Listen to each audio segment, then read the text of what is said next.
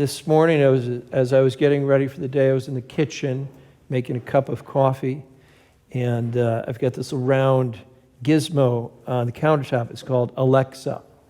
And I said, Alexa, enable the relevant radio skill.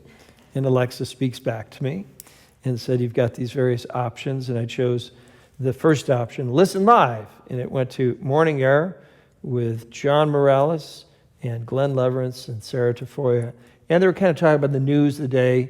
You get all the news you need in about 1 minute, right? And the Dodgers won the first game of the World Series, and evidently it was historic because there's a lead-off, walk-off grand slam. That's pretty exciting. And then John was talking about how the guy who hit the grand slam, they went to talk to his dad who was in the stands. And John is thinking one day his son Joseph is going to do that. He'll be playing for the Cubs in the World Series and have a walk-off grand slam. And then Glenn chimed in, and they had some news about the politicians, what they're doing, this, that, and the other thing. And then we went to a break, and it was Father Kubicki, who's one of my favorites, with the reflection for today. And he was speaking about St. Simon and St. Jude. It was really, really, really good. It was so good, I can tell you what he said, so you can go back to listen to it on demand, and they'll drive up the numbers, right?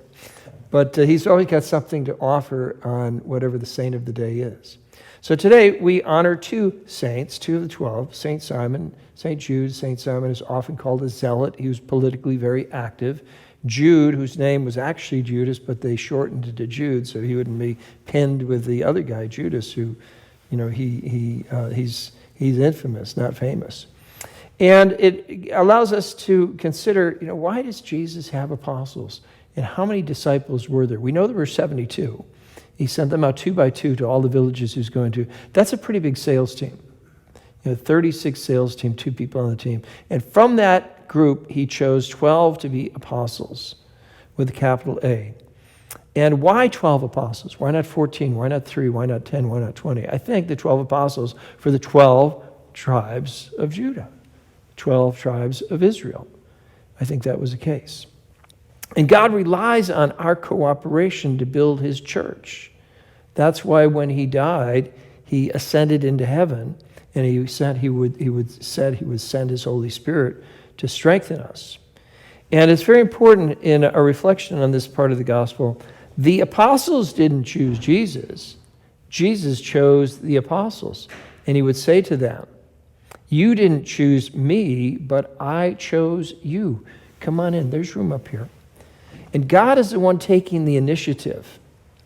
And what's amazing of these 12 apostles, all of them were faithful to the end, with the exception of one. I think that's a pretty good batting average, speaking about batting in baseball.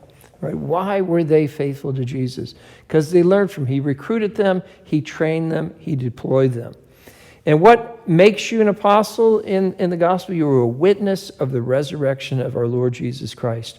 And they took his words very literally, to take that news and spread it throughout the whole world. Thomas went to India, and I told you a couple months ago, he walked 3,634 miles. That's longer than from New York to San Francisco to get there. Right? He was the doubting Thomas, but when he became a believer, he was all in. Peter and Paul went to Rome. James went to the Iberian Peninsula, now known as Spain and Portugal. And Philip went south to Ethiopia. And so today, we need to continue to pray for the successors of the apostles. Who are they? They are the bishops. And there's this apostolic succession which is unbroken, which enables them to have the power of the sacraments and the power of teaching. It's a very, very difficult and demanding job. And so every day, during the rosary, during the chaplet, during Mass, we pray for our bishops because they want our prayers and they need our prayers. Our Holy Father is always saying that. Please pray for me. Please pray for me. So we do that in the rosary, during the chaplet, during the Mass every night. And we ask God to continue to raise up young people, men and women, who want to be apostles for Christ. Because that word apostle or word disciple can be used generically, and not just for that office of bishop, but for anyone who has the good news and is going to spread it to others. And how do we spread that good news? We tell people what God has been doing in our life, the prayers that have been answered. We hear that every day during the chaplet. We hear it every night during the rosary. And sometimes it's really amazing, those prayers that have been answered. because they're very specific prayers and they're prayed with faith.